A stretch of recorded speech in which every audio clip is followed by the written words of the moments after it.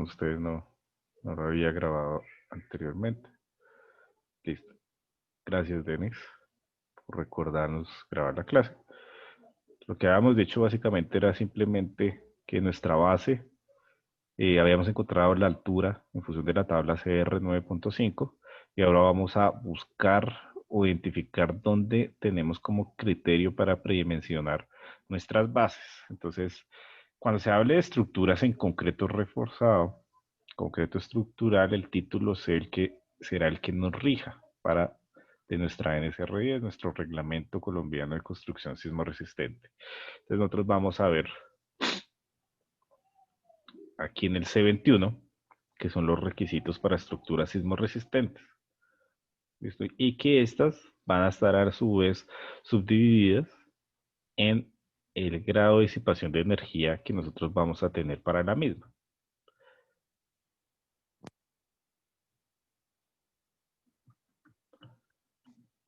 Listo. C21, requisitos de diseño sismo resistente. Entonces aquí, bueno, este alcance y demás sería importante que nosotros lo leyéramos para que identifiquemos este tipo de estructuras a qué hace referente. Nos hablan del análisis, el diseño, los factores, hablan de concreto estructuras con capacidad de disipación moderada, especial, ¿sí? El refuerzo, empalmes mecánicos, soldados, el anclaje que vamos a tener. Y aquí es donde nos empieza a interesar a nosotros. Primero, en DMI, como nos vamos a dar cuenta, no exige una dimensión específica para su base, ¿sí? En cuanto a mis vigas, ni en cuanto a mis columnas. Pero cuando ya pasamos a los pórticos intermedios con capacidad de disipación de energía moderada, TMO, aquí sí vamos a empezar a ver la exigencia de estos requisitos en función de sus dimensiones mínimas. ¿Listo? Aquí en C21.3.4 hablará de las vigas con capacidad de disipación de energía moderada. Y nos dice lo siguiente, el ancho de esos elementos no debe ser menor a 200 milímetros. Lo que habíamos colocado anteriormente con nuestro marcadorcito allí en la presentación, que hacía referencia a esta base. La mínima base que yo voy a tener en estructuras que sean construidas seguramente en zonas de amenaza sísmica intermedia o baja, bajo esta capacidad de disipación de energía moderada, debe ser de 20 centímetros. ¿Listo? Esa es en función al predimensionamiento. Y si ahora vamos un poco más abajo, vamos a encontrar los requisitos para columnas en el C21.3.5, columnas con disipación de energía moderada. ¿Qué nos dice? La dimensión menor de la sección transversal, medida en una línea recta que pasa a través del centroide geométrico, no debe ser menor de 250 milímetros. Es decir, si yo aquí lo que tengo es una sección cuadrada, ¿cierto? Cuadrada, voy a colocarla por acá. Lo que tengo en su base y lo que tengo en su altura mínimo debe ser de 25 centímetros. 25 centímetros.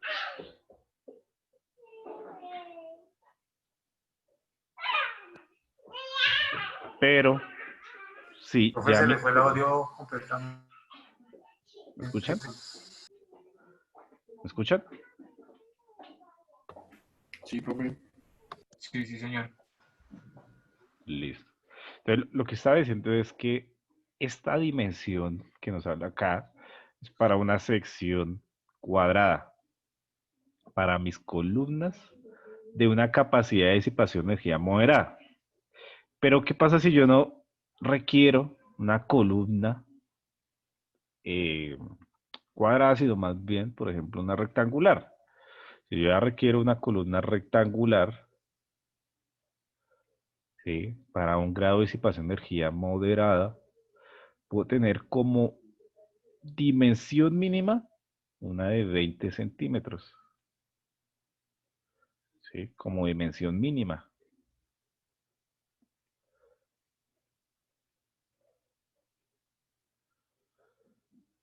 como dimensión mínima una de 20 centímetros. Pero esta área de la sección transversal debe ser de 0.0625 metros cuadrados, como mínimo. Mira. Quiere decir que si yo hiciera el cálculo, aquí, voy a decir que mi área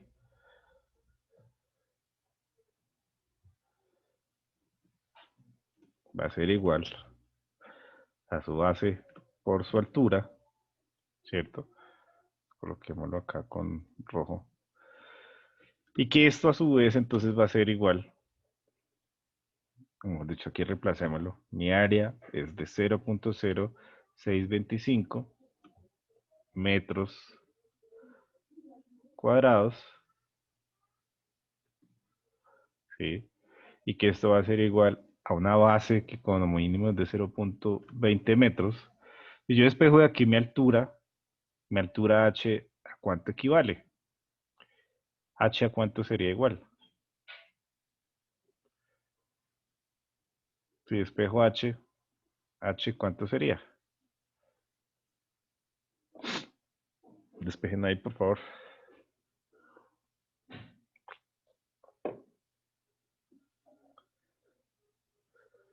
0,31. 0,31. Entonces, ¿yo qué hago? Yo lo aproximo y sería entonces a 0.35 metros. Listo, 0.35. Sería la menor dimensión si yo no tengo una columna de sección cuadrada, sino rectangular, es de 20 centímetros por 35 centímetros. Lo mínimo. Si es una edificación de un piso, esto es lo mínimo que debería tener. Si es una edificación de 2 o 3 niveles, y ya después seguramente 3 niveles nos empezará a dar dimensiones diferentes en función de las inercias que queremos buscar y restringir los desplazamientos laterales de la edificación. Sí, pero eso Profe, es lo eso es mínimo. para la estructura, ¿cómo se llamaría? Para la principal. Sí, para el sistema de resistencia sísmica. ¿Listo? El No sistema de... riostas, nada de eso, solo No, óptico. sin riostras, exacto.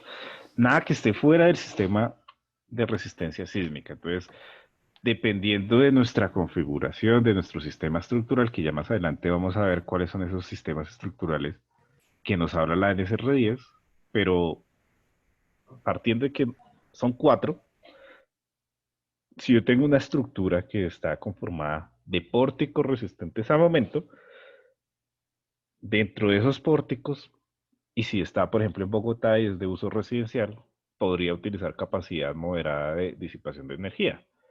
Allí entonces, como mínimo debe tener esta sección en, en los pórticos que están conformando el sistema estructural, ¿sí? Como mínimo. Mis viguetas, en el caso de mis losas, pueden tener hasta una dimensión de una base de 10 centímetros, pero mis vigas sí no. Mis vigas tienen que tener mínimo 20 centímetros en su base. Entonces, va a depender, eso sí, de cuál es el sistema de resistencia sísmica y cuál no. C21 son los requisitos para ese sistema de resistencia sísmica. ¿Listo? Que es para edificaciones sismoresistentes o requisitos de sismoresistencia. ¿Esos son vigas y columnas? Sí, vigas y columnas sería en un sistema porticado. Ah, vale, profe. Pues, Listo. Listo. Pero veamos ahora qué pasará con un sistema de disipación de energía especial. Allí en mi sistema de disipación de energía especial, pues yo lo que espero es que, si hemos hablado que en ese gran grupo de disipación de energía, es donde van a estar encasilladas edificaciones que por ningún motivo espero que tengan o sufran un daño estructural durante un evento sísmico, como hablábamos los hospitales, o como podemos decir los aeropuertos, que serán, digamos, estructuras que van a permitir, en dado caso que tengamos un evento sísmico fuerte que arrebate vidas, que haga que una serie de edificaciones colapsen, un aeropuerto debe estar en pie porque por este medio es que va a llegar entonces nuestras ayudas humanitarias. ¿Sí? Por ese medio es que seguramente eh, cualquier, eh, cualquier comisión de, de médicos, de ayuda, va a llegar. Entonces, ese es un edificio primordial y el cual no podemos permitir que sufra daños. Entonces, cuando se hable de esa capacidad de disipación de energía, lo que espero es que mi estructura principal, como decía el compañero, mis vigas y mis columnas, tengan una sección transversal más considerable. Es decir, ya no tendré esto de 25 por 25, sino será seguramente mayor. ¿Y cuánto mayor? Como mínimo. Entonces acá vamos a nuestro capítulo C21, pero vamos a hablar de los elementos de un pórtico especial resistente a momento.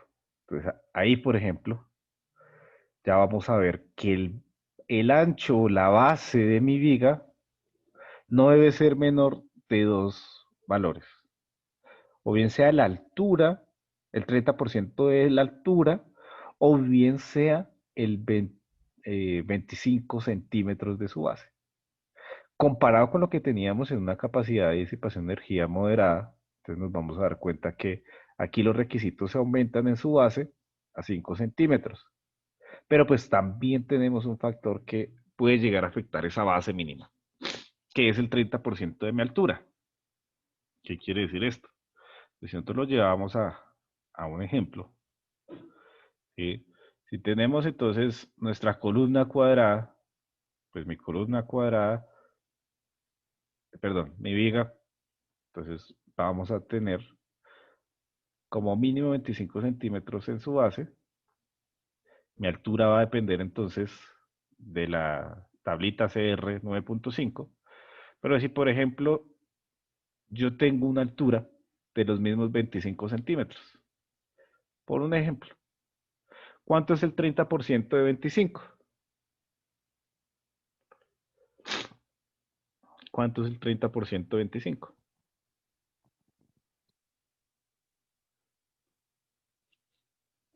¿Ah? 7.5. 7.5. 7.5 centímetros. Entonces aquí estará el requisito del 30% de la altura y estará el requisito de mis 25 centímetros. En este caso, para esta viga, la base que yo voy a tener es de 25 centímetros. Siempre escojo la mayor de una u otra. Si ya no tengo entonces 25 centímetros, sino más bien tengo aquí, por, por poner un ejemplo, pongamos acá que tengo 85 centímetros. ¿Cuánto es el 30% de 85?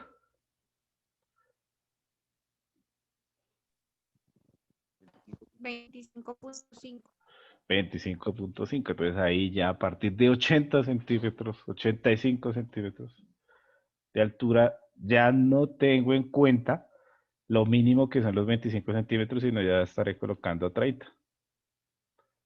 ¿Listo? Pues depende de la sección transversal que yo tenga, cómo defina la base. Obviamente, si yo después de analizar mi edificación por sus fuerzas cortantes, estoy calculando el diseño y pues esa base no me sirve, pues yo la cambio, porque puede ser que por efectos de cortante logre algo aumentando la base, ¿sí? Pues ahí ya me va a regir es la base del diseño. Esto es para tener un predimensionamiento de la edificación. ¿Listo? Ahora, si ya cambiamos y vamos a ver los requisitos que exigen en función de las columnas, la dimensión mínima en columnas, ¿cierto? Entonces bajamos un poquito más, refuerzo longitudinal, refuerzo transversal, requisitos acortante. Por aquí debe aparecer entonces nuestras columnas. Elementos sometidos a flexión y carga axial. Entonces, aquí en los elementos sometidos a flexión y carga axial, vamos a ver que la NSR10 me dice que la dimensión mínima para una sección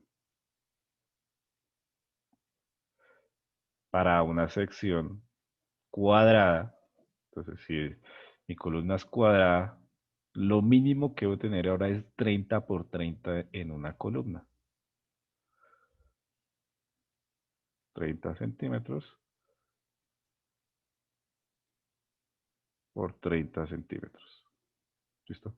Entonces, si nos damos cuenta, diferencia de DMO, la sección de mi columna aumentó en 5 centímetros en cada una de sus direcciones. Y si revisara, entonces ahora los requisitos, lo que me exige, ¿cierto? Cuando ya mis columnas tienen otra forma, la dimensión mínima que debo tener en cuenta es de 25 centímetros. Es decir, si ya mi columnita ya no es de esta forma, ya no es una columna cuadrada, sino es una sección, hagámosle aquí, rectangular, ya esto puede llegar a bajar un poco, baja a 5 centímetros, es decir, esto es de 25 centímetros de su base, pero mi altura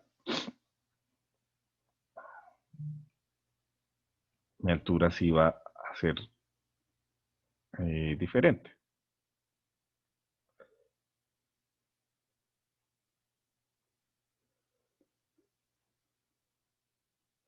Entonces el área aquí va a ser de 0.09 metros cuadrados.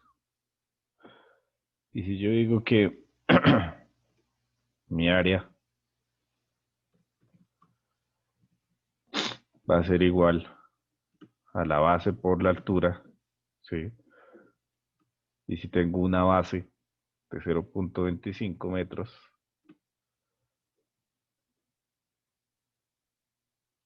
y tengo un área que equivale a 0.09 metros cuadrados, entonces, ¿qué valor de altura debo tener yo? Mi altura h, ¿a cuánto es igual?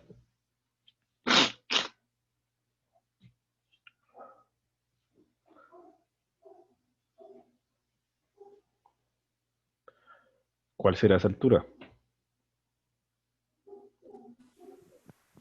0.36. 0.36. Entonces yo lo que hago es aproximarlo a 0.4 metros. ¿Listo? Entonces ya mi alturita de la columna o la dimensión mínima que yo voy a tener es de 0.4 metros por 25 centímetros. ¿Listo? Esa va a ser la dimensión mínima para garantizar que tenga esta área en su sección transversal. ¿Listo? Entonces nos damos cuenta y comparamos columnas de un sistema de disipación de energía con respecto al otro, pues los requisitos van a ser más exigentes acá, donde mis columnas sean con una capacidad de disipación de energía especial, donde espero que mi sistema esté en capacidad de disipar la energía proveniente de un sismo, ¿sí? De mejor manera que en un ODMO o en un DMI. Y eso lo garantizo con tener unas secciones transversales más robustas. Entonces, si yo comparara la construcción de un edificio como un hospital, que tuviera las mismas características de luces, estuviera en cuanto a las luces entre apoyos, que estuviera construido en el mismo sitio, que fuera las mismas, seguramente la misma altura, voy a tener un factor económico, seguramente de mayor peso en una construcción como un edificio. Claro, aparte está pues los sitios que vamos a tener, la maquinaria que va a tener, ¿sí?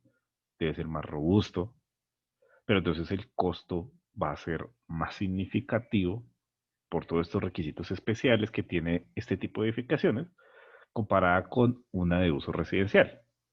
Más adelante veremos los grupos de uso que se contemplan según la NSR10 para el diseño de las edificaciones.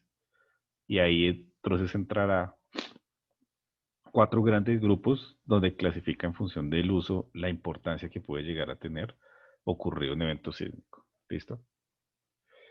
Por ahora vamos a dejar aquí entonces al predimensionamiento que vamos a establecer nosotros para nuestros elementos estructurales.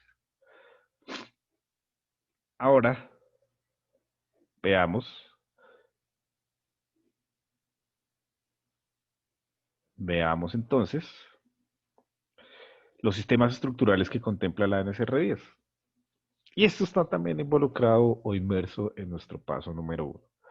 Allí entonces vamos a tener 4 grandes grupos. Yo aquí tengo unas imágenes, pero por ejemplo, en este primer gran grupo que habla del sistema de muros, no quiere decir que por la imagen que estamos viendo en la diapositiva, tengamos solamente en cuenta los muros en concreto. Entonces, si yo revisara mi NSR10, ¿dónde puedo encontrar cuáles son los sistemas estructurales que puedo utilizar para este código, a las luces de este código? Entonces, allí en muros, no solo serán muros de concreto, sino estarán mis muros de mampostería, mi mampostería confinada, ¿cierto? ¿Y en dónde encuentro yo eso? Pues aquí en mi título A hay unas tablitas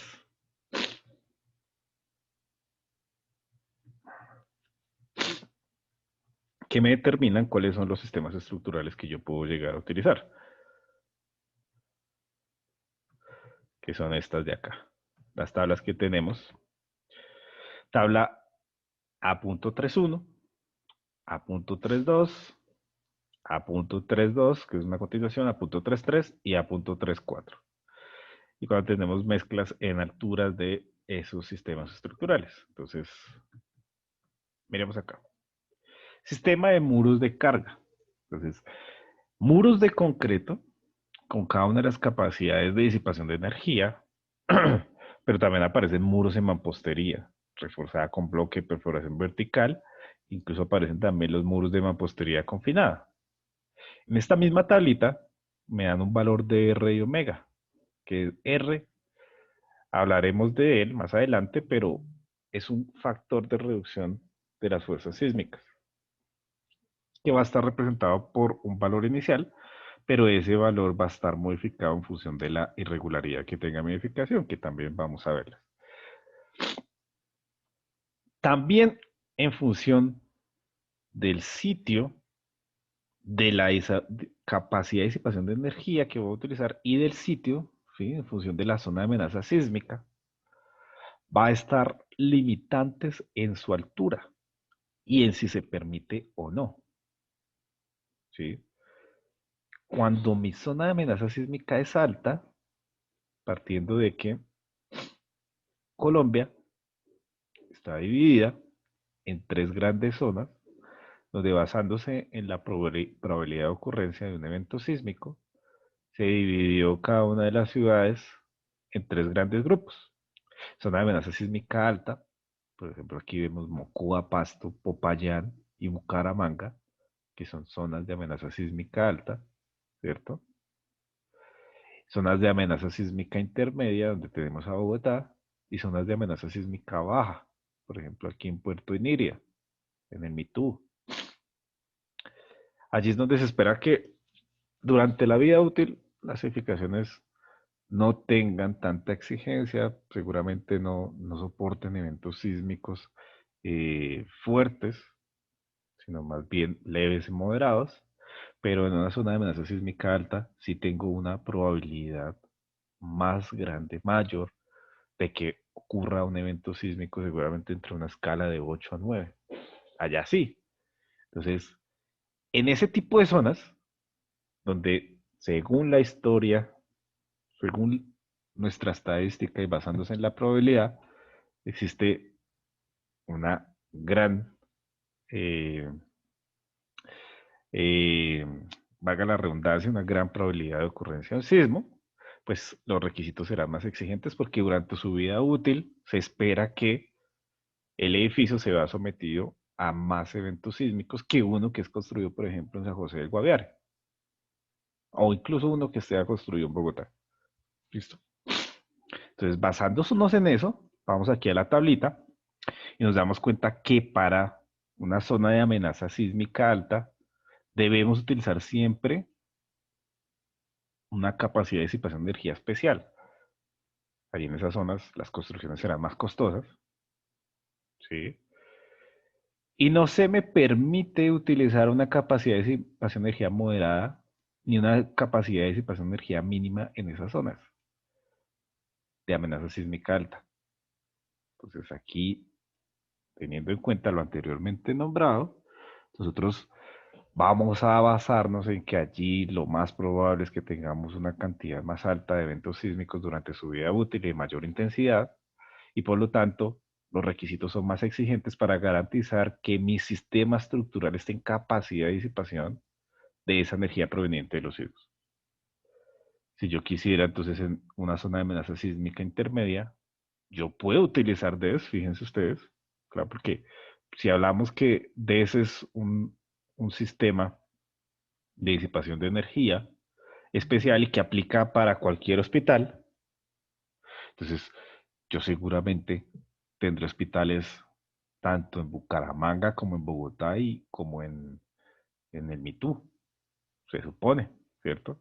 Puedo tener hospitales en cualquier punto, en cualquier parte de la ciudad, en cualquier parte de Colombia, perdón.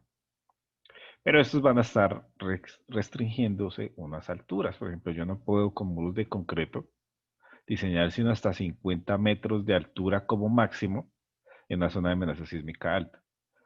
Si yo vengo aquí a Bogotá con este grado de disipación de energía, no tengo límite de altura. Pero si tengo una edificación de hasta 50 metros, pues puedo utilizar DMO en Bogotá. Quiere decir eso que si yo voy a utilizar muros de concreto en la edificación de una torre de apartamentos, acá en Bogotá, y tienen 55 metros de altura, por poner un valor, ahí ya no puedo utilizar DMO, sino me tengo que ir obligatoriamente a utilizar DES. ¿Listo? Vemos aquí, por ejemplo, mi mampostería confinada, solo me permite hasta 12 metros. Es decir, esto sería como máximo, desde que esté bien diseñado, una edificación de 4 pisos aproximadamente. Pero aquí en Bogotá vemos que hay edificaciones de seguramente hasta 6 niveles en algunos barrios que se construyen de manera ilegal y superan este límite de altura. ¿Listo? Y si yo soy más exigente, miren, en zonas donde existe una alta probabilidad de un evento sísmico fuerte a moderado, allá solo se me permiten 2 pisos en mampostería confinada, que es uno de los sistemas estructurales que más se utiliza en las viviendas. No se permiten de 3. Si uno ve acá en Bogotá, entonces lo que les digo, hay 4, 5, 6 niveles construidos y mampostería confinada y ni siquiera está bien hecho. Entonces, algo a tener en cuenta. Estas limitantes que tenemos. Obviamente también las limitantes en altura van a estar dadas por, por reglamentación de cada una de las ciudades, como lo puede ser el POT. ¿Sí? Este también le puede decir en función del uso qué altura máxima usted puede llegar a tener en X o Y zona de la ciudad. Entonces, estamos limitados por esa reglamentación, ¿sí? En función del uso del uso del suelo y por nuestra NSRIs. Entonces, siguiendo aquí nuestros sistemas estructurales, pues tendremos el sistema de pórticos. Entonces aquí es el que hacía referencia a nuestro compañero. En nuestro sistema de pórticos, pues vamos a tener pórticos no solo en concreto, sino también podremos tener pórticos en madera, también podemos tener pórticos en, en estructura metálica.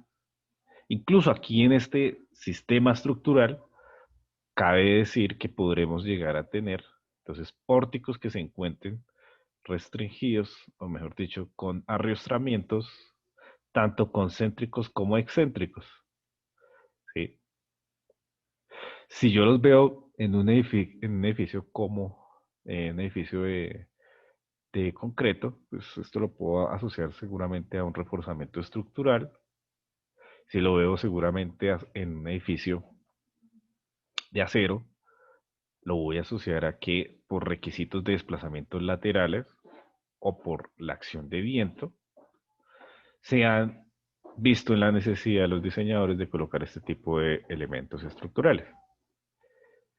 Cuando se habla de sistemas de pórticos, entonces mi sistema de pórticos es aquel que se encuentra en la capacidad de transmitir los momentos, si no tenemos arrastramiento, por todos los elementos del sistema de resistencia sísmica. Es decir, vigas principales, columnas, transmite los momentos, ¿sí? Por todo su sistema estructural. Por eso hablamos de pórticos resistentes a momento. Transmite todos sus momentos y disipa la energía del evento sísmico. Eso es lo que tendremos en este sistema. Y pórticos, entonces será la conformación de pórticos, pórticos con arrastramientos o sin arrastramientos y de diferentes materiales. ¿Qué va a pasar si a estos pórticos yo le sumo entonces, yo le sumo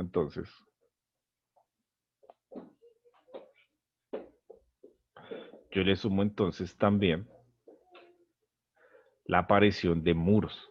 Entonces, aquí podré clasificarlos bien sea en un sistema dual o en un sistema combinado, ¿sí? Donde qué va a depender el uno del otro. En mi sistema dual, como mínimo deben tener el 25% de la carga horizontal, la debe soportar los pórticos. 25 más. Cuando ese porcentaje es inferior, entonces diremos que es un sistema combinado, ¿sí? Será un sistema combinado. Es decir, y está hablando solamente de la carga horizontal, de mi carga horizontal, carga horizontal. Es decir, que estos muros, tengo acá y señalé en rojo, si no son capaces de soportar, perdón, si no son capaces de soportar el 25 o menos de la capacidad que va a tener, entonces este estaría clasificándose como un sistema dual. Pero si mis pórticos, ¿sí?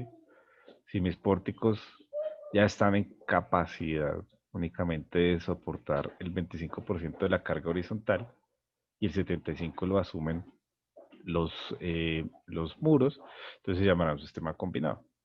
¿De dónde puedo yo obtener X o Y? Ya esto dependerá de la distribución que se haga, la configuración estructural y en una modelación matemática, por ejemplo, encontrar cuál es el porcentaje a partir del cortante basal. Y cuando hablamos de cortante basal, nosotros vamos a relacionarnos con eso. Mi cortante basal es igual al peso de la edificación multiplicado a una aceleración espectral. Y esa aceleración espectral es la aceleración esperada del evento sísmico para X o Y sitio donde se construya la edificación. Y ese cortante llega en cualquiera de las dos direcciones.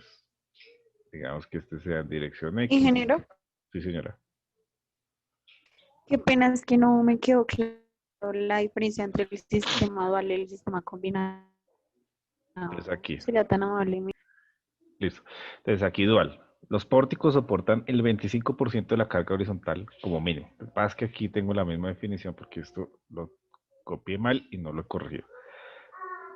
25% o más. ¿Listo? Mis pórticos soportan 25% más. Como mínimo el 25%.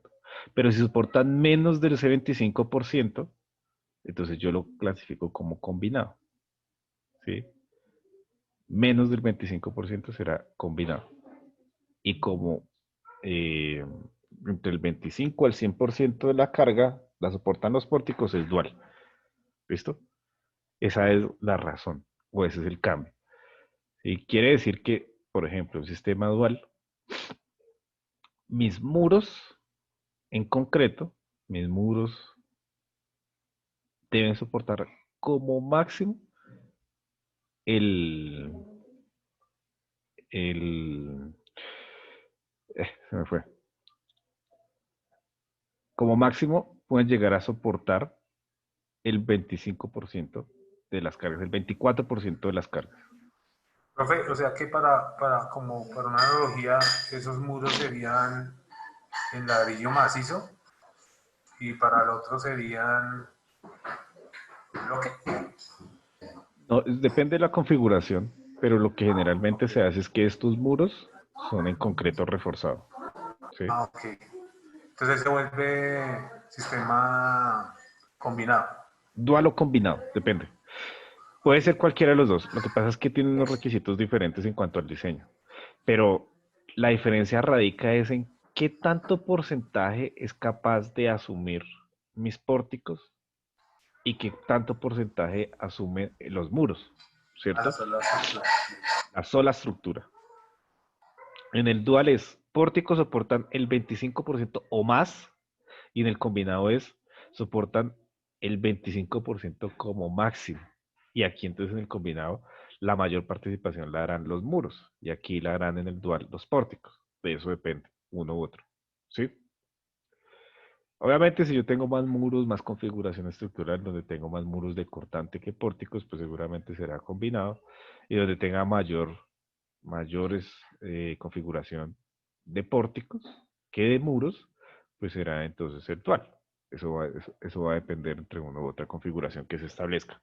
Pero esta carga horizontal yo solo la puedo encontrar a partir de mi cortante basal. Yo establezco el cortante en cada una de las direcciones y aquí saco las fuerzas aproximadas que se va a sentir mi edificación en cada uno de los niveles y ahí sí ya podré determinar el porcentaje, pero eso lo puedo sacar de una modelación matemática o de un cálculo de la resistencia de cada uno de sus elementos. Yo lo establezco ya una vez, he hecho el análisis, he hecho el cálculo de ese cortante basal, he establecido los parámetros de sismicidad. Sí, antes no lo puedo hacer porque no sé cuál es la carga horizontal que va a soportar mi edificio. Y en función de uno y otro, entonces cambiaré algunos parámetros de diseño. ¿Listo? Y de análisis. De eso va a depender. Entonces, vamos a tener diferentes coeficientes de reducción sísmica. Esos R's van a depender si es combinado o dual, pero solo lo puedo establecer cuando calcule las fuerzas aproximadas sísmicas en cada uno de los entrepisos de mi edificación. Que esto es lo que vamos a hacer nosotros utilizando la herramienta SAP o ITAPS. ¿Listo? Solo lo podré saber en ese punto.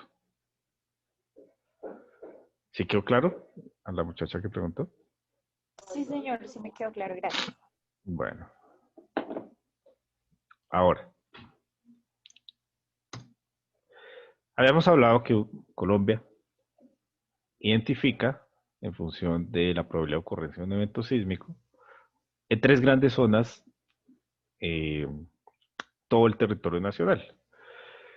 Y que dependiendo de esa zona yo puedo utilizar X o Y disipación de energía. Entonces, partiendo de que siempre en las zonas de amenaza sísmica alta, yo voy a utilizar sistemas de disipación de energía especial porque espero que durante la vida útil de esa edificación soporte mayor número de eventos sísmicos que una edificación seguramente que sea construida en Cartagena o Barranquilla. Entonces, partiendo de esa premisa, por eso se dividió en estas tres grandes zonas. Luego de que yo ya planteo mi sistema estructural, sé dónde lo voy a construir, sé entonces la probabilidad de ocurrencia de un sismo, paso a la evaluación de las solicitaciones definitivas. Y cuando hablamos de ese paso de las solicitaciones definitivas, estaremos hablando que en función del peso, como vimos en la diapositiva anterior, podré calcular el cortante basal, el cortante de diseño, es decir, cómo veo representado un sismo en la base de mi edificación. Esa es la representación estática que nosotros le vamos a dar al sismo. ¿Sí? Pero para esas solicitaciones, también como vimos en la anterior diapositiva, yo dije que mi cortante basal es igual al peso por el S sub A. Ahorita vamos a ver este S sub A, de dónde lo obtenemos. Pero mi peso, este sí lo voy a tener en función de las especificaciones, acabados y uso de la edificación. ¿Cierto? determinando las cargas vivas. Importante acá que este peso, nosotros tengamos en cuenta la carga viva. Cuando hablamos de carga viva, hará referencia no solamente a las personas que van a ocupar esa edificación. Por ejemplo, imaginémonos acá un edificio de uso residencial. Las cargas vivas harán referencia, si nosotros vamos a una alcoba, a lo que tendremos en mi cama, seguramente mi closet, ¿cierto? Seguramente el mueble del televisor y la persona o las personas que van a ocupar ese recinto. Pero si vemos cargas vivas o hablamos de cargas vivas, en un ejemplo que aquí de manera virtual seguramente nos imaginamos de mejor forma que sería la biblioteca o el edificio destinado para la biblioteca en la Facultad de Ingeniería Civil. Entonces, vemos estanterías de libros, vemos mesas, vemos mayor concentración de personas. Esa carga viva allí esperamos que sea superior, ¿cierto? A lo que vamos a tener en una vivienda. Entonces, el cortante basal, yo no puedo estimarlo solamente en función del peso propio y las cargas sobreimpuestas. Es decir, de lo que va a pesar mis vigas, mis viguetas, mi placa, mi columna. Solamente, sino yo también debo tener en cuenta ese uso. Porque si yo estoy analizando la solicitación extrema, que como un evento sísmico, yo no debo pensar en que mi edificación va a estar desocupada cuando ocurra el mismo. Yo debo tener en cuenta que mi edificación va a estar ocupada. Y cuando está ocupada, cuando entra a servicio, pues las cargas vivas entran a actuar, ¿cierto? Entonces, algunas referencias internacionales, ¿sí? Hablan de que uno en el peso de la edificación debe tener en cuenta el 100% de mi carga muerta y a esto le debo sumar un valor de aproximadamente el 25% de mi carga viva, que es lo que se ha estudiado que aproximadamente como moda es el valor que se repite en las edificaciones. Entonces este sería un buen porcentaje a tener en cuenta en el análisis de la edificación. Aunque hay ahí como, diría yo, vacío en la NSR10, porque no nos exige una masa sísmica o un peso sísmico como mínimo para utilizar en el análisis del edificio. Entonces, existen algunos diseñadores que no tienen en cuenta eso, sino simplemente lo diseñan con el 100% de mi carga muerta, pero eso es algo que el software no le va a decir a usted, no, está mal, algo que ya sale a criterio, pero pensaría yo que uno debe incluir carga viva porque no va a estar el edificio nunca solo. Y yo no voy a esperar a que durante la etapa de construcción venga el sismo diseño, sino yo tengo que evaluar el aspecto más crítico. Y si ya hay estudios que me dicen que aproximadamente el 25% es el dato que más se repite, pues por lo menos que sea con el 25%. ¿Y por qué el 25%? Porque esta carga viva es un valor que está sobredimensionado en los códigos. Esto es un valor que más adelante veremos en un ejemplo, en la tablita de cargas vivas mínimas de la NSR10, y nos vamos a dar cuenta que está sobredimensionado. Entonces un 25% es un valor aceptable. Ese valor lo vamos a tener en cuenta nosotros, obviamente, nuestra modelación, pero es algún parámetro que no me lo exige la DSR10 y como no me lo exige puede obviarse. Digamos, una entidad como la curaduría no me lo entraría a exigir, no me lo podría exigir porque la ley no lo exige. Sí, entonces algo a tener en cuenta. Y Profe, esa una era, consulta. sí señor, O sea que cuando uno tiene los tanques en el techo, bueno, por allá arriba, eso nunca lo calcularon, por decirse así. Porque cuando viene el sismo, pues esa agua moviéndose es una sí, mega claro, fuerza, ¿no? tiene que calcularse, Ok. tiene que tenerse en cuenta. Y claro, lo que usted dice, eso es importante, esa carga ya actuando, moviéndose, pero a veces no se tiene en cuenta. Entonces, ahí también puede existir una limitante cuando se hace o se presentan esos proyectos en curaduría. Hay veces que no se tienen en cuenta, pero debe tenerse en cuenta. Y siempre que uno haga un análisis, debe pensar en qué es lo más extremo que va a tener mi edificación. Y como yo soy el que estoy haciendo un análisis, así me lo revisen, yo no tengo que hacer el diseño es para que pase una curaduría, sino el diseño para que realmente tenga un buen comportamiento en mi edificación al ser sometida a un evento extremo como el sismo. Porque si es por pasar, entonces que lo haga cualquiera, ¿para qué estudiamos? ¿Cierto? Entonces eso es lo que debo pensar y esa es la concepción que ustedes deben formar. Así como dice el compañero, debemos tenerlo en cuenta, debemos pensarlo. Eso no se puede obviar. Así como cuando tenemos una máquina pesada en una estructura, no sé, por ejemplo, cuando colocamos un malacate en algún piso intermedio para hacer un mezanín, entonces ese peso debe ser también considerado. Ese peso, seguramente, ese sí no lo va a tener en cuenta también ese R10, y allí tendré que hacer los cálculos y el respectivo análisis y tratar de representar lo de la mejor manera o lo más fiel posible a la realidad en mi modelación matemática, porque como les digo, allá lo que yo le meta al modelo, lo que le meta a mi programa de cálculo, él no me va a decir está mal, él me va a arrojar valores.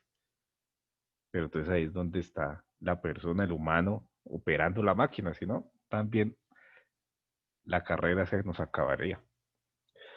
Y es una muy buena pregunta, porque debemos tener en cuenta todo, absolutamente todo lo que tengamos. Entonces, también el uso de la edificación es un uso que no puedo ahorrarme unos pesos, yo decir, no, es vivienda, pero cuando sé que realmente va a funcionar para una biblioteca, el ejemplo que acabamos de hablar.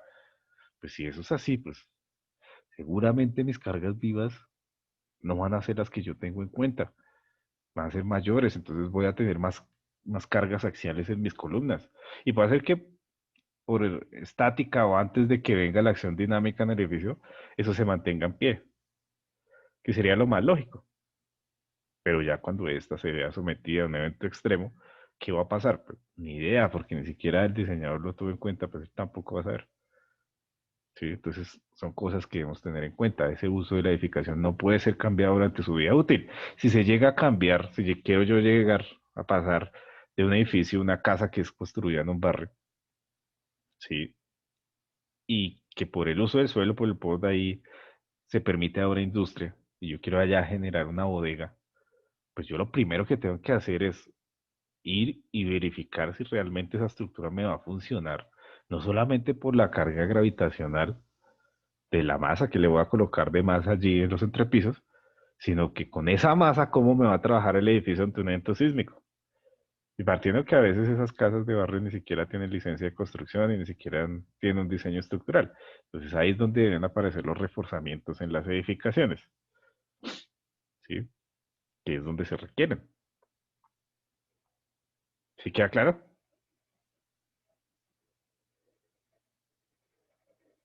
¿O hay alguna duda allí? ¿Sí quedó claro, compañero? Sí, profe, gracias. Qué pena, estoy como un poco con la rinitis alborotada. Bueno, entonces una vez ya evaluamos las solicitaciones definitivas, ya podemos pasar al tercer paso, que es la obtención del nivel de amenaza sísmica. Ese nivel de amenaza sísmica, yo debo partir de los movimientos o la aceleración esperada en el sitio de construcción de mi edificación. Entonces aquí es donde vemos el peso y la importancia de tener estudios de microzonificación sísmica en las diferentes ciudades del país, ¿no? Sino en el mundo, en todo sitio. Todo sitio que se vaya a realizar una edificación, pues debemos tener esa diferencia entre construir en un lugar donde seguramente vamos a tener la roca ahí a una profundidad muy cercana o ahí mismo donde vamos a plantear nuestra cimentación, a un sitio donde mi suelo va a tener un estrato muy alto hasta encontrar la profundidad de basamento, hasta encontrar esa roca.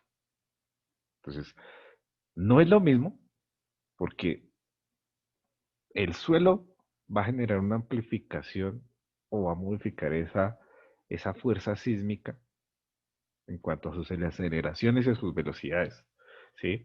Entonces yo siempre, el ejemplo que coloco acá es el efecto o lo que vemos nosotros con una gelatina. Si yo tengo una gelatina pequeña, ¿sí? Que sería el recuadro que estoy dibujando acá, y le pongo una carga lateral a eso, ¿cierto? Una fuerza. Pues este se va a mover, o mejor dicho, no ahí en la parte superior, sino más bien en el plato. Pongamos que aquí tenemos el platico donde nos sirvieron la gelatina. ¿Listo? Entonces ese es el platico, esa es la gelatina que nos sirven a nosotros en una visita. Y yo muevo la mesa, le pongo una fuerza y aquí se mueve. Pero si yo ya no voy a una casa a una visita, sino voy a visitar es a la casa de un familiar o la casa de mi mamá y no me ve por una gran cantidad de tiempo, entonces mi mamá ya no me va a servir ese poquito de gelatina, sino me va a servir un poco más, digamos así.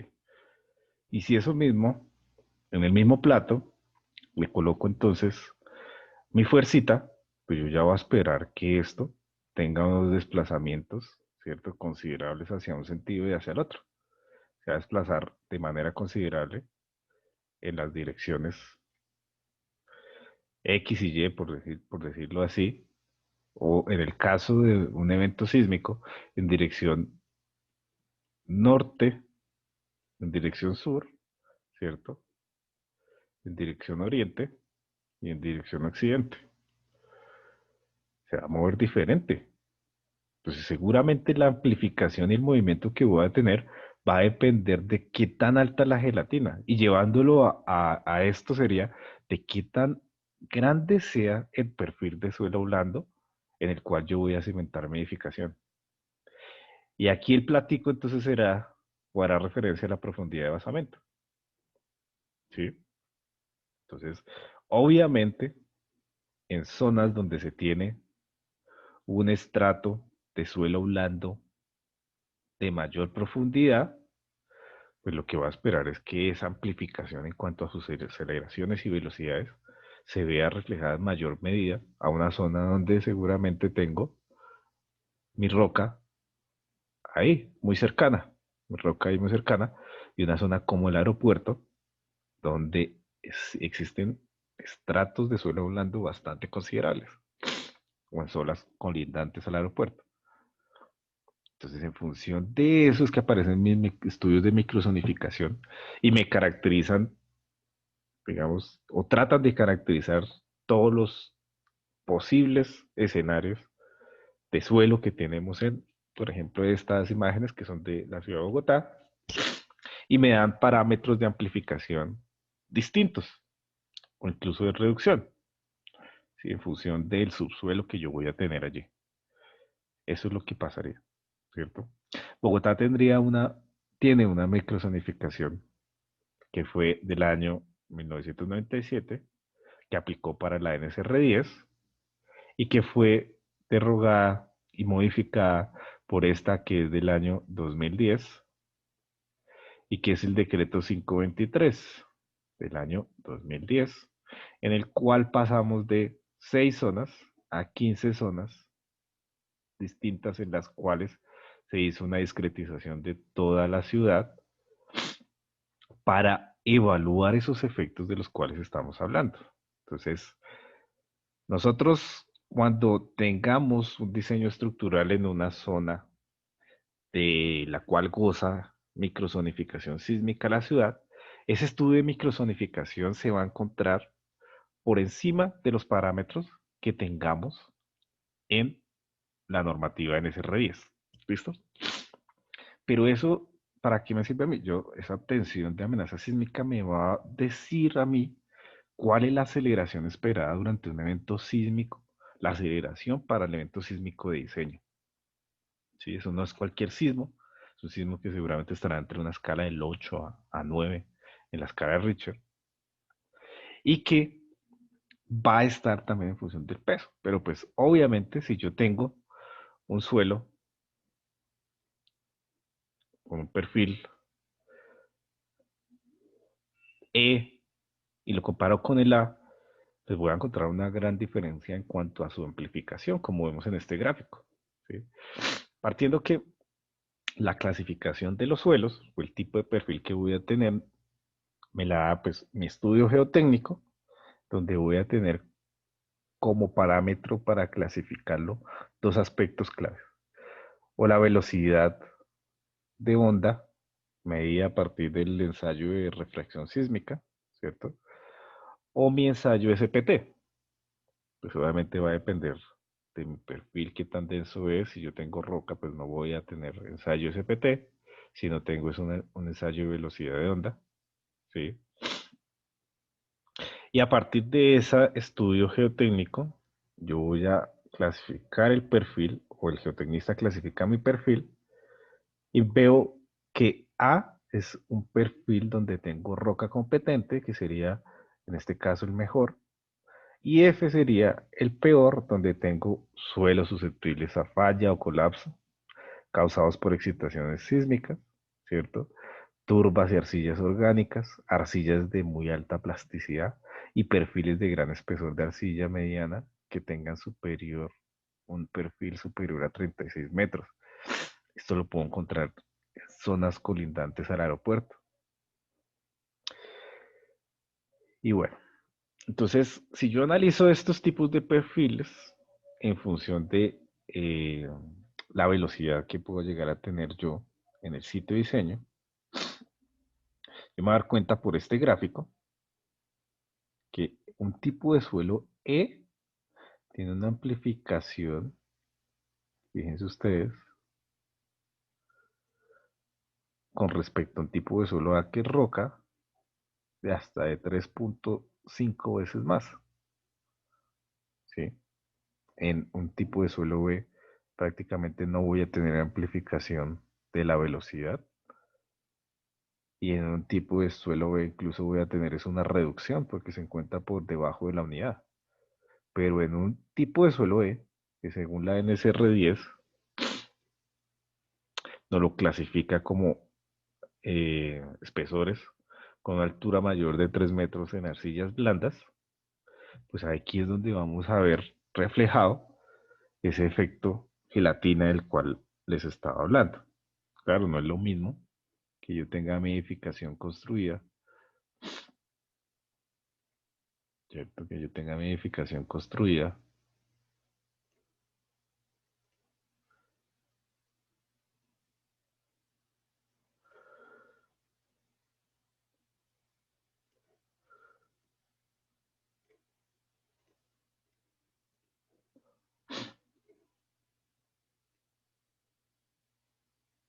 Vamos a hacer que este es nuestro edificio. Que yo tenga mi edificación construida, ¿cierto? A nivel de la roca, a que la tenga, a que esa onda sísmica tenga que llegar a atravesar por aquí, por un estrato de suelo blando. O sea, aquí llega la representación de mi fuerza, ¿sí? Yo lo que estoy haciendo a partir de estos parámetros es representar esta fuerza en la base del edificio, la fuerza sísmica. Y aquí está llegando la fuerza en la profundidad de basamento y tiene que viajar por ese estrato de suelo. Yo lo que va representado es una amplificación en función de, de la clasificación que tiene la NSR10 de que suelo sea peor, ¿sí? El tipo de suelo B va a ser peor, obviamente el F es peor aún que el E, pero el tipo de suelo A es una roca competente, es un buen estrato, un tipo de suelo B donde tengamos roca va a tener una amplificación nula, pero a partir de C, D y E ya tenemos amplificación que va a variar en diferentes factores y que puede llegar hasta 3.5 veces la amplificación de esta gráfica es en función de las velocidades. ¿Listo? Entonces, a eso es lo que hace referencia. Entonces, si yo ya no tengo mi estrato, ya tengo es mi fuerza actuando en la base de la edificación. Si ya tengo es mi roquita ahí en toda la cimentación del edificio, pues ya no tiene que hacer este viaje, mi onda sísmica, y ya no va a tener, sufrir esa amplificación de la misma. ¿Listo? Entonces, eso es a grandes rasgos lo que quiere decir y cómo nosotros llevamos representado un movimiento sísmico en función de mi tipo de suelo y nosotros lo representaremos a partir de un espectro, que es el espectro de diseño. Aquí tenemos en este grafiquito las diferentes o las 15 zonas que contempla Bogotá para nuestra microzonificación sísmica y lo que estamos viendo es los dos espectros cuya aceleración es la más alta y cuya aceleración es la menor. ¿Listo? ¿Y qué está haciendo esto? Esto es un gráfico entre mi periodo, ¿cierto? Versus la aceleración espectral. Versus la aceleración espectral. Periodo versus aceleración espectral. ¿Qué es periodo?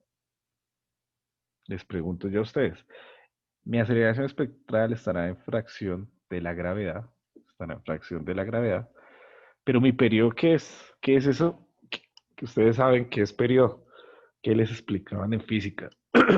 ¿Qué les decían que el periodo era qué?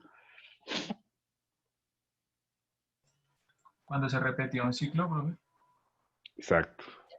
Entonces nosotros teníamos ciclos, o cuando se repetían, no, es más bien el tiempo que tarda en hacer una aceleración completa nuestro elemento. Lo que nos decían allá, lo que nos mostraban era ese modelito de un grado de libertad en el cual lo sometían a una fuerza, donde teníamos concentrada su masa por acá, los, eh, lo excitaban por medio de una fuerza, y producto de esa excitación, ustedes calculaban el tiempo que tardaba en ir hacia un sentido, en volver mi edificio o ir hacia el otro extremo y volver a su punto de origen, ¿cierto? Ese tiempo que tarda en ir hacia un lado, en ir hacia el otro y volver a su punto de partida es lo que nosotros conocemos como mi periodo, ¿listo? Y es medido en segundos. Y por medio del periodo fundamental de cada edificación, es que nosotros llegamos a establecer, por ejemplo aquí, ahora con otro color,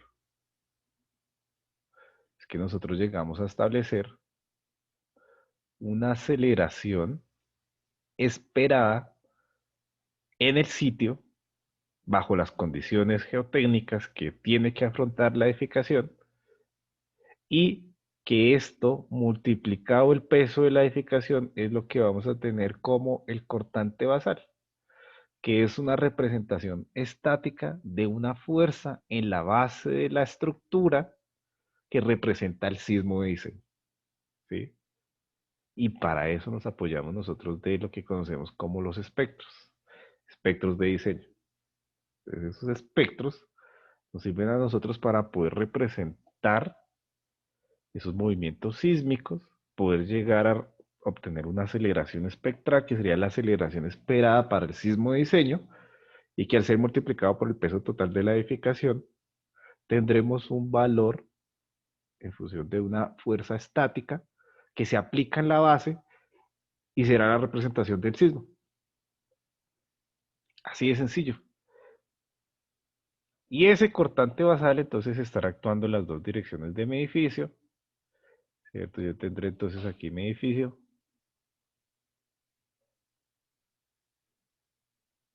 por ejemplo. Tengo mi edificio.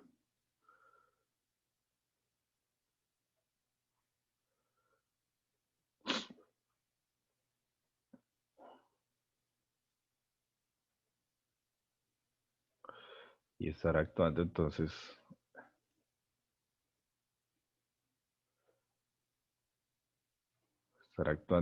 mi cortante basal en dirección X y mi cortante basal en dirección Y. Esa será la fuerza sísmica, que yo finalmente voy a ver representada en fuerzas en cada uno de los entrepisos que harán generar desplazamientos en mi estructura y me servirán para poder calcular los desplazamientos relativos entre dos puntos de un mismo nivel, que es lo que conocemos como derivas, y que esos desplazamientos estén dentro de unos mínimos tolerables para poder garantizar unos aspectos como la seguridad, el daño en los elementos no estructurales, el daño en los nodos de la edificación sea mínimo y que evite el colapso en las edificaciones. ¿Listo? Eso es a grandes rasgos lo que nosotros vamos a llegar a ver acá en nuestro curso de análisis estructural y que espero que todos aprendamos a calcular. Y esta es la representación estática de ese movimiento sísmico. Realmente esto lo vamos a ver con mayor detalle cuando ya entremos a, a realizar o aplicar, digamos, lo aprendido por el método de rigidez en un software como ETABS. Nosotros vamos a ver cómo lo calculamos, ya vamos a hablar más a fondo del espectro diseño y vamos a representar en una hojita de cálculo esto que exige la NSRIS. Luego de eso pasaremos al paso número 5, que serán las características de la estructuración y el material estructural empleado. Entonces, yo debo identificar cuál es el material que se me va a permitir utilizar en mi edificación. Debo establecer ese sistema de resistencia sísmica, ese sistema estructural, clasificándolo en alguno de esos 4 que ya hemos visto, que aprueba la NSR10. Y luego de eso, entonces, vamos a obtener de acá un parámetro que es R sub 0, que es el valor de reducción de las fuerzas sísmicas. ¿Listo? ¿Por qué razón es más alto en TES que en DMO y que en DIM? ¿Qué es lo que espero? Pues si esto es un factor de reducción, yo reduzco mis fuerzas sísmicas, pero lo que estoy buscando es que los elementos estructurales tengan una mayor capacidad de disipar la energía durante un evento sísmico en una zona de amenaza sísmica especial, que en una zona de amenaza sísmica moderada o que en una zona de amenaza sísmica mínima. ¿Listo? Por esas razones que se incrementa ese valor en función de el sistema estructural o la capacidad de disipación de energía que yo busque para cada material y para cada sistema estructural. ¿Listo? Entonces es importante que una vez ya defina dónde lo construyo, cuál es la aceleración, cuál es el sistema estructural, cuál es el material, cuál va a ser entonces mi valor de R sub 0. Y esas serán características de la estructuración y del material estructural a emplear. Una de esas será mi factor omega. Luego de eso, entonces yo ya pasaré a identificar cuáles son las irregularidades que pueda llegar a tener mi edificación. ¿Listo? Entonces, aquí vamos por favor a leer cuáles son las irregularidades que puede llegar a tener mi NSRIES. Para eso nos vamos a ir, vamos a darle a mi título A.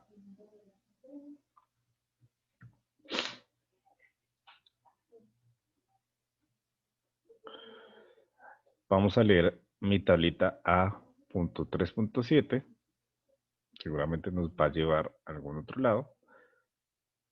Y vamos a ver los grafiquitos para poder interpretar qué son las irregularidades en altura y qué son las irregularidades en planta.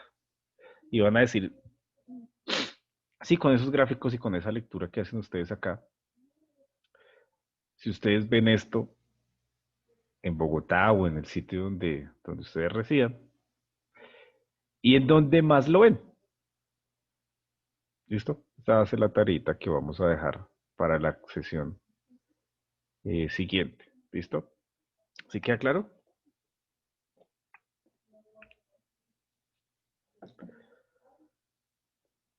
¿O hay alguna pregunta de eso? Profe, repite cómo es la tarea. ¿No? La tarea es una lecturita de las irregularidades en planta, irregularidades en altura